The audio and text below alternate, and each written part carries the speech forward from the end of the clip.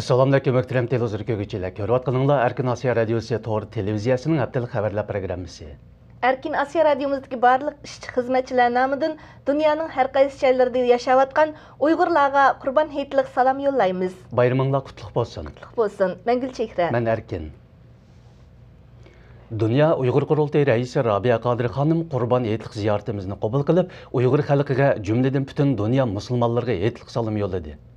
O sözüde Uygurlarni aldı bilen şehitlarning qabrlari va ularning oila tavobatlarini yo'qlashga chaqirdi.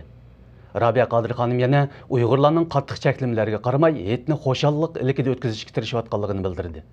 Xitoy hukumati bu yillik ro'za hayitdan boshlab Uygurlarga qaratgan diniy cheklash siyosatini texmi kuchaytgan.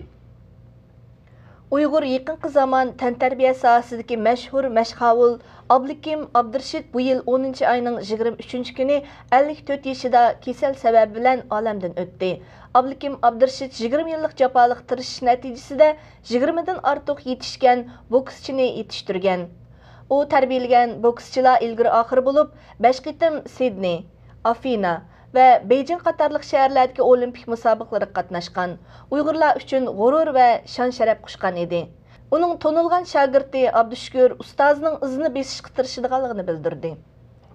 Saudiya Arabistonidagi Uyg'ur zotlar Uyg'ur elidan kelgan hajjichilarning nihoyat qattiq nazorat ostida haj qilayotganligini aybladi. Saudiya Arabistonidagi jamoat arboblaridan Sirajiddin apandining bildirishicha, Xitoy hukumati Uyg'urlarning haj qilishiga son va boshqa jihatlardan cheklama qo'ygandan sirt, ularning haj jarayonidagi faoliyatini qattiq nazorat ostiga olgan.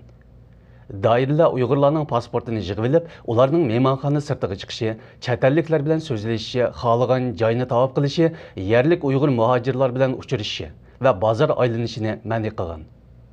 Sirajiddin apandi yana Xitoy doiralarining noqul yashanganlarni hajga tashkillab, ayollar erlarining amroligida haj qilishdan iborat haj qoidasiga xiloflik qilganligini aybladi.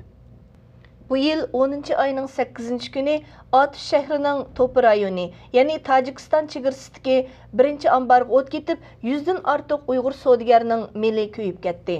Ambar boshqurg'uchilar va yerlik savdogarlarning bayon qilishicha, bu qitimqi iqtisodiy ziyon 5-6 million dollar atrofida ekan. O'tning qandoq ketganligi hozirgacha tekshirib aniqlanmagan. Xitoy soqchi doiralari 5-iyuldan keyin izdiraksiz g'oyib bo'lgan bir qism Uyg'ur yoshlarini tutganligidan tanilmoqda. O'tgan hafta 5-iyuldan keyin g'oyib bo'lganlardan Juma Tursunning dadasi Tursunoxun Hasan uyidan o'g'lini tutib ketgan soqchi Muhammadjon Ablatni Qashqar Yangisharda uchirtib tonib olganligini, lekin soqchining uning o'g'lini tutganligidan tanib olganligini pash qilgan edi. Soqchi Muhammadjon Ablat muxbirimizga bergan javobida o'zining Juma Tursunni tutmaganligini aytdi. Muhammadjon Ablat o'zining 5-iyuldan keyin Urumchiga atalmış tozalashga borganligini rad qilib qolmasdan, yana boshqalarning borganligini rad qildi. Lekin g'oyib Juma Tursunning dadasi bilan ko'rishgan dastlabki qadamda soqchixona boshlig'ining Urumchiga borganligini aytgan edi. Avstraliyadagi yoshlar tarafidan qurilgan Yoshlar ovozi torbeti qisqa vaqt ichida chet ellardagi Uyg'urlarning diqqatini qo'zg'agan.